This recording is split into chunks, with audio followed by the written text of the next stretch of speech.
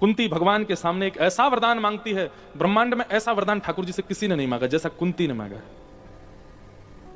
कुंती ठाकुर जी से कहती है, हे नाथ, विपदा संतु न सस्व तत्र तत्र जगत गुरु भवतो दर्शनम यत्स्या अपुनः भव दर्शनम।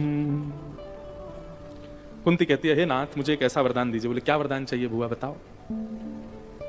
कुंती ने अपनी स्तुति के प्रारंभ में, हमने पूरी स्तुति नहीं कही, कुंती अपनी स्तुति के प्रारंभ में भगवान को भगवान कहती है, श्री कृष्ण को भगवान कहती है। तो भगवान कहते हैं कि बुआ, मैं तो तेरा लाला हूं, तुम्हें भगवान क्या कह रही है?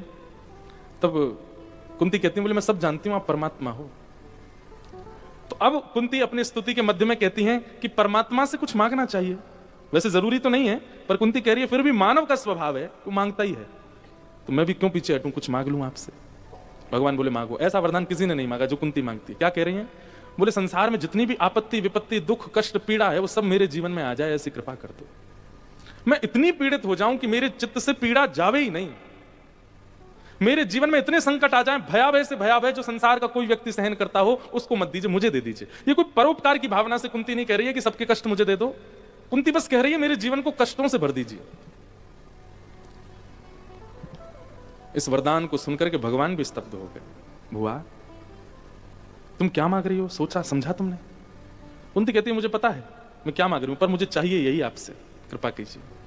भगवान ने कहा, मैं दूंगा, आप मांग रही हो तो मैं दूंगा, लेकिन एक बात मुझे बता दीजिए, क्योंकि मैं जानता हूं इसके पीछे भी एक कारण है, मैं कारण जान करके आपको दूंगा। बताइए कारण क्या है, क्यों चाहिए दुख? आपने बचपन से आज तक सुख देखा ही कब, दुख ही देखा? बाल्यकाल में आपको बिना विवाह के एक पुत्र प्राप्त हो गया जिसका नाम था कर्ण।